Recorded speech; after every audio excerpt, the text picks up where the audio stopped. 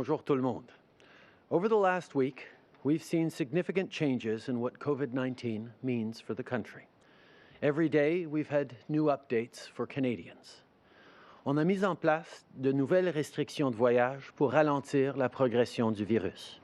Par exemple, nous restreignons temporairement les passages non essentiels à la frontière canado-américaine. On a investi dans la santé et la recherche et on a dévoilé un plan économique sans précédent. We're moving fast because that's how we will protect Canadians and the economy. I know it's also a lot to take in. People are having to figure out how they can work from home or close up shop temporarily. Parents are trying to explain to their kids what's going on and why school is cancelled. Right now, the last thing anyone needs is to be worrying about how to make ends meet. People need to know they have support for their jobs, their businesses, their industries. And that's what our government has been focused on since day one. Yesterday, we announced an $82 billion plan that will support all Canadians. This includes a whole range of measures. And people should be checking canada.ca for the latest information. Our team is hard at work with the public service in making sure these new supports get to Canadians as quickly as possible. They're doing a fantastic job already. And I'll have a long discussion with the Clerk of the Privy Council later today to talk about how we can support our public servants and ensure that Canadians can access these new programs. But the bottom line is this: we're giving you more help when you need it. If you're a parent, we're here for you, just like for the single mom of two who will get nearly $1,500 by the end of May because of the increase in the Canada Child Benefit and the GST credit.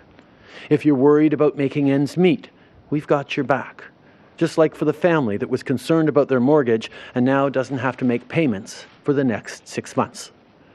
And if you're helping others, we're standing with you, like with the Samaritan House in Brandon, Manitoba, that on Wednesday was able to open and deal with COVID-19 thanks to new funding. They were worried because their clients had nowhere to go since everything else closed. But now, with the new support, they can stagger entry to 10 people at a time, extend hours, and stock up the food bank. On vit des moments difficiles, mais on va traverser ça ensemble. Que vous ayez besoin de plus de temps pour rembourser un prêt étudiant ou que vous soyez un agriculteur qui s'inquiète de son revenu, on est là pour vous. Et on va continuer de faire tout ce qu'on peut pour vous aider. On health, we're continuing to pull out all the stops to keep you safe. We're moving forward on vital research for everything from better understanding how this virus spreads to developing vaccines and treatments. As part of the $1 billion fund I announced earlier this month, $25 million will directly support 49 researchers and their teams across the country. Their work is focused on developing and implementing measures to detect, manage, and reduce the spread of COVID-19. Across the country, scientists and researchers are working extremely hard. I want to take a moment to specifically thank them for all the essential work they're doing. At the same time, we will expedite access to COVID-19 lab test kits and other medical devices. The reality is that the need for these test kits is growing. Yesterday, Dr. Tam said that officials have now tested more than 50,000 Canadians since the beginning of the outbreak. 25,000 of those were done just in the last week alone. So while we ramp up, we're making sure Canada is ready to keep up. Ministers Rideau and Minister Freeland will continue working with the provinces and territories so that everyone has the resources they need. In times of crisis, Canadians come together. We've heard from businesses from coast to coast to coast who are telling us they want to help. Soon, I'll have more to say about procurement and how industry can help with this effort. But until then, I want to let people know that we are working tirelessly to keep our hospitals, healthcare system, and Canadians supported. On that note, let me take a moment to recognize again the incredible work of our nurses, doctors, technicians, and other healthcare professionals. They are on the front lines of this, and they're doing a remarkable job. We need to support them and keep them healthy as well. But even if you don't work in a hospital, you can still keep people healthy. For example, we still need blood donors. So if you're able, consider going in and donating. Book an appointment online through blood.ca or by calling 1-888-236-6283. On a encore besoin de donneurs de sang. Si vous pouvez faire un don, on vous encourage à le faire. Pour prendre un rendez-vous, visitez le site d'EMA Québec ou appelez le 1-888-236-6283. On cherche aussi d'autres façons d'appuyer les Canadiens qui sont à l'étranger. Tout à l'heure, j'ai parlé avec le président Zelensky de l'Ukraine, de la situation et des façons de coordonner notre travail. Je vais aussi parler avec le premier ministre Löfven de la Suède cet après-midi. Plus tôt cette semaine, on a annoncé un nouveau fonds pour aider les gens à obtenir jusqu'à 5 000 $ pour rentrer au pays ou subvenir à leurs besoins en attendant de pouvoir rentrer. On travaille aussi avec des entreprises des télécommunications. Ils ont accepté d'envoyer un message texte aux Canadiens à l'étranger sur les services consulaires qui leur sont disponibles. Les ministres Baines et Champagne ont travaillé avec des partenaires pour mettre ça en place. On va continuer de s'assurer que les gens obtiennent l'information dont ils ont besoin. Il y a beaucoup de fausses informations qui circulent et on veut s'assurer que les gens sachent comment obtenir de l'aide. Je tiens à rappeler que les Canadiens peuvent rentrer au pays et ils devraient le faire. Et à tous ceux qui ont de la difficulté à revenir, on travaille fort pour régler la situation. J'ai d'ailleurs parlé de cela aux dirigeants d'Air Canada et de WestJet hier après-midi. I know people are worried about what the days and weeks ahead hold, but there's no doubt these are uncertain times. But no matter what happens next, we can count on each other. So keep supporting your neighbors by picking up some groceries for them if you're already at the store. Check in with people on the front lines like cashiers and truckers, pharmacists and hospital staff. Take the right steps like staying home and working remotely to help flatten the curve. And as you do, know that your government is right there with you. We're working to slow the spread of this virus. We're taking steps to support you through tough times.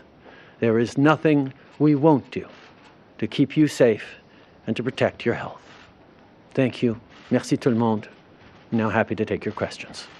Hi, Prime Minister. Mackenzie Gray with CTV News. Yesterday, Premier Kenney in Alberta estimated that it won't be till May or June that social distancing measures will be lifted. How long do you think social distancing and having people work from home will be in place for? We are going to continue to follow the best recommendations of experts. We've heard anything from weeks to months. We know this is a difficult and extraordinary time in which Canadians are taking difficult and extraordinary measures, and we will continue to do that until Canadians are safe. Bonjour, Monsieur le Premier ministre. Raymond Fillon de TVA. Deux questions. Fermeture de la frontière canado-américaine. Est-ce que vous avez une précision aujourd'hui à savoir à quel moment précisément ça va entrer en vigueur? Et vous et votre gouvernement avez dit à quelques reprises au cours des derniers jours, ça va empirer avant de s'améliorer. Pouvez-vous dire aux Canadiens quel est le pire scénario qui pourrait survenir? D'abord, par rapport à la frontière américaine, on est encore en train de travailler pour finaliser les détails avec les Américains, mais on s'attend à ce que les mesures prennent effet probablement dans la nuit de vendredi à samedi, dans une journée et demie. Par rapport aux mesures et aux scénarios qu'on envisage, évidemment, on est conscient de toute une variété de scénarios possibles. Ce qu'on est en train de faire par rapport aux mesures de distance, par rapport aux fermetures, vont garder les Canadiens plus en santé et en sécurité, mais on va continuer d'être prêts pour toute éventualité. Okay. We are continuing to work on the fine-tuning of the agreement between Canada and the United States. I think it's almost there. My understanding is that the measures will probably come into place in the night between Friday and Saturday, so in about a day and a half. Spanovich, CBC News. Prime Minister, President Donald Trump yesterday signed the Defense Production Act, which would allow the U.S. military to help in the production of personal protective equipment such as masks. And the Italian military is also helping to produce ventilators. Canada has its own Defense Production Act with similar powers. So are you considering using them, and under what kind of circumstances? Yes, we are considering using any measures necessary to ensure that Canadians and our healthcare systems have the supports they need. We've already been engaged with industry on production and ramping up capacity to build and create more equipment. We will, of course, look at military procurement as a solution as well. There's a range of things that we can do, and we will do what is necessary. Okay. Oui, nous regardons toutes les différentes mesures nécessaires et possibles pour s'assurer que l'équipement dont les gens ont besoin est disponible. On a déjà parlé avec beaucoup de manufacturiers par rapport aux besoins de notre système de santé, par rapport à ce qu'ils peuvent faire, mais on va aussi regarder d'autres moyens qui pourraient inclure des aspects militaires aussi. Monsieur Trudeau, sur les ponts aériens évoqués par Monsieur Champagne, est-ce qu'il y a des destinations, des pays qui ont été identifiés en priorité? Vous en êtes où pour ça? Et plus spécifiquement, sur les Canadiens à bord de ce bateau de croisière, là, près de Marseille, est-ce que vous pouvez rapatrier ces gens-là? On est en train de regarder l'énorme montant de demandes qui rentrent de partout dans le monde. Les Canadiens ont reçu à l'étranger un message texte qui leur informait de où contacter et comment passer le message qu'ils ont besoin d'aide. On est en train de faire un tri. Comme j'ai dit, j'ai parlé aux dirigeants d'Air Canada et de WestJet hier soir et on a souligné qu'on va travailler ensemble pour essayer de rapatrier d'urgence le plus grand nombre de Canadiens possible. Par rapport au bateau de croisière, je n'ai pas d'informations à ce moment-ci. Okay. As we've said, we're going to work very, very hard to bring Canadians home. It's time for Canadians to come home from around the world. We recognize that that will be a challenge. That's why we sent out a text message to all Canadians overseas with information on how to share their situation and get in touch with consular services. I spoke yesterday with the heads of our two large airlines, WestJet and Air Canada, to talk about how we can work with them to ensure that there are flights to bring Canadians home. We will continue to respond to the overwhelming demand by Canadians for support. We will be there to help them and get home as many people as we possibly can in the coming days and week. On the cruise ship in question, I don't have any specific information on that, but I'm sure there'll be further updates at noon on the regular press conference. Guillaume Saint-Pierre, Journal de Montréal. Bonjour, M. Trudeau. Où est-ce que vous en êtes dans votre réflexion par rapport au recours à la loi sur les mesures d'urgence et comment ça fonctionnerait? Est-ce que vous auriez besoin de l'approbation des provinces ou du Parlement? Et est-ce que c'est une option pour vous de restreindre le mouvement entre les provinces? Écoutez, comme j'ai dit, on va regarder toutes les différentes mesures nécessaires. On n'écarte rien en termes de possibilités de ce qu'on pourrait avoir besoin pour garder les Canadiens en sécurité. En même temps, on reconnaît que la loi sur les mesures d'urgence, c'est une loi extrême qui a des grosses implications, qui exigerait aussi un passage législatif. Il faudrait que ça soit fait à la Chambre des communes. Ça donne des gros outils. On dispose actuellement de beaucoup d'outils qui nous permettent de faire tout ce qu'on a de besoin maintenant. S'il y a d'autres étapes à faire qui ne pourraient être accomplies que par les mesures d'urgence, on va absolument regarder de les utiliser. Prime Minister Jamie Pashagumscom, APTN National News. Yesterday, you mentioned $305 million that would go to Indigenous communities to help with this pandemic. You mentioned a distinctions-based approach. Could you explain what that means for First Nations, status, non-status, Inuit, and Métis Nation communities? We are going to be sending money to Indigenous communities for them to use the way they need to keep their communities safe through COVID-19 and support access to supplies they need and get through this difficult situation. We recognize that Indigenous Canadians are faced with greater health vulnerabilities and greater economic challenges than most Canadians at the best of times, there is a need for special support and special care for Indigenous communities and Indigenous Canadians right across the country. Minister Miller of Indigenous Services will be part of the press conference today at noon to answer more questions and to talk about specifically what we're doing with Indigenous Canadians. Thanks, Prime Minister. Nick Taylor-Razy from Maclean's. On small businesses who've had to shut their doors already and have zero revenue coming in, say that the help that was promised yesterday, won't help them if it doesn't get there in time before they go bankrupt. What about immediate payroll support? We have made credit a lot easier to access for businesses of all sizes right now. Those were moves we made last week to ensure that there are loans, there is bridging financing available for businesses large and small. We've also taken specific measures on payroll support for small businesses that will be available in the near future. The help for Canadians will be flowing in the coming weeks. We recognize that this is a difficult time, both in terms of getting these new programs in place quickly enough to help Canadians, and that is why I'm going to be working with the public service to ensure that all our efforts are focused on supporting Canadians through this difficult time. Okay.